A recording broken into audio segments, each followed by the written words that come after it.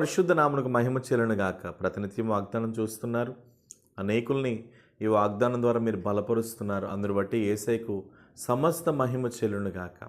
ఈవేళ ప్రభువు మీకు ఇస్తున్నటువంటి వాగ్దానం యెషయా గ్రంథం 12వ అధ్యాయము 3వ వాక్యాన్ని ప్రభువు మీకు వాగ్దానం ఇస్తున్నారు. మీరు ఆనందపడి రక్షణాధారములైన బావులలో నుండి నీళ్లు చేదుకొందరు. దేవునికి స్తోత్రం. ఈ వాగ్దానం చూస్తున్న మీకు ప్రభు ఒక ఘనమైన మాట అందిస్తున్నాడు. మీరు ఆనందపడబోతున్నారు. ఆనందించుడి, ఎల్లప్పుడూ ఆనందించుడి, సంతోషించుడి, ఎల్లప్పుడూ సంతోషించడని బైబిల్ ఎంతగానో ప్రోత్సహిస్తుంది. మీ దుఃఖాన్ని అపవాదిని అపహరించనివ్వకండి దయచేసి బిడలారా. చాలాసార్లు కృంగిపోతూ ఉంటాం. బైబిల్ క్లియర్గా చెప్తుంది, కృంగిని ఎడల మనం చేతకాని వారమంట. మనం ఎప్పుడు చేతకాని వారమే కృంగిపోతే. ఏ శ్రమను బట్టి కూడా నువ్వు కృంగిపోవద్దు, ఏ ఇబ్బందిని బట్టి కూడా నువ్వు కృంగిపోవద్దు, ఏ అక్కరను బట్టి కూడా నువ్వు కృంగిపోవద్దు. నిన్ను పిలిచిన దేవుడు నమ్మదగిన దేవుడు. దేవునికి స్తోత్రం. ఎందుకు కృంగిపోవాలి? ఎందుకు నీ శోధనలో నువ్వు కృంగిపోవాలి? జీవం కలిగిన దేవుడు నీకు తోడుండగా. ఎందుకు నీకు అన్నిటిలో నువ్వు కృంగిపోవాలి? బలమైన దేవుడు నీకు తోడుండగా. ఎందుకు ఇటువంటి భయంకరమైనటువంటి పరిస్థితులు గుండా నువ్వు వెళ్తున్నప్పుడు ఎందుకు కృంగిపోవాలి? మహిమ కలిగిన దేవుడు నీతో ఉండగా ఆయన మహిమ కలిగిన కార్యాలు నీ జీవితంలో చేయబోతున్నాడు. మార్తా మరియలతో అదే చెప్పాడు లాజరు చనిపోయినప్పుడు. మరియా, మార్తా, మీరు నమ్మిన ఎడల దేవుని మహిమను చూడబోతున్నారా? అవును, మనం నమ్ముదాం. ఎలాంటి పరిస్థితులైనా జీవము కలిగిన దేవుని నమ్ముదాం. విశ్వాసం కానిదేదో పాపం కదా. మనం విశ్వాసం లేని వారిగా ఉండి పాపం జీవితం బ్రతకొద్దు. మనం విశ్వాసంతో బ్రతుకుదాం. మనం ఆనందపడాలి. రక్షణాధారములైన బావుల్లో నుండి మనం నీళ్లు చేదుకోబోతున్నాం. ఇంతవరకు నీ యొక్క జీవితంలో ప్రతి బావి ఎండిపోయిన స్థితిలో ఉందేమో.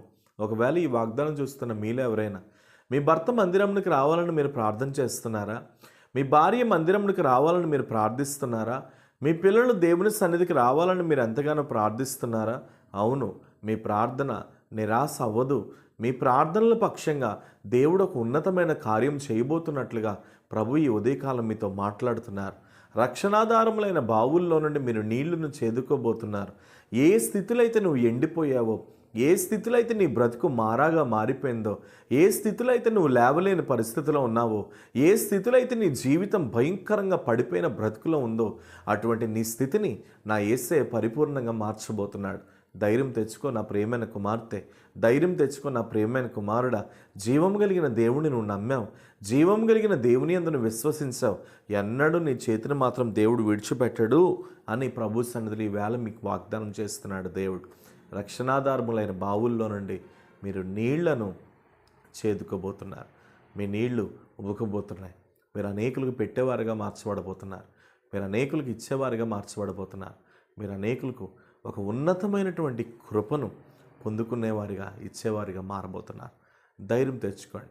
ప్రేమ కలిగిన పరిశుద్ధ తండ్రి, ఎంతమంది ఈ వాగ్దానం చూస్తూ ఏడుస్తూ బాధపడుతూ ఆనందం లేక నెమ్మది లేక హృదయంలో ఉన్న ఆనందాన్ని కూడా అపవాది దొంగిలించిన స్థితిలో ఎంతమంది వేదన పడుతున్నారు, వారందరి జీవితంలో నీ ఉన్నతమైన కృప కలుగును గాక. ఇది మొదలు రక్షణాధారములైన బావులలో నుండి నీ పిల్లలు నీళ్లను చేదుకొందురుగాక. యేసు నామములో అలాంటి కృపను విడుదల చేస్తున్నాను. మీరు ధైర్యపరచండి, బలపరచండి, ఉన్నతమైన కృపను ఇవ్వండి. ఎలాంటి పరిస్థితులైనా మీరు మార్చమని ప్రార్థిస్తూ మీ చేతులకు అప్పగిస్తూ బిడల చుట్టూ నీ మహిమను ఉంచమని అభిషేకించి ఆశీర్వదించి ఒక ఉన్నతమైన కార్యమును జరిగించమని ప్రార్థిస్తూ యేసు నామమున నీ ప్రార్థన అడుగుచున్నాను తండ్రి. ఆమేన్. God bless you. నిశ్చయంగా దేవుడు గొప్పవాడు. రక్షణాధారములైన బావుల్లో నుండి మీరు నీళ్లను చేదుకోబోతున్నారు. సంతోషించి ఆనందించండి. ప్రభు మిమ్మల్ని దీవించును గాక. Praise the lord.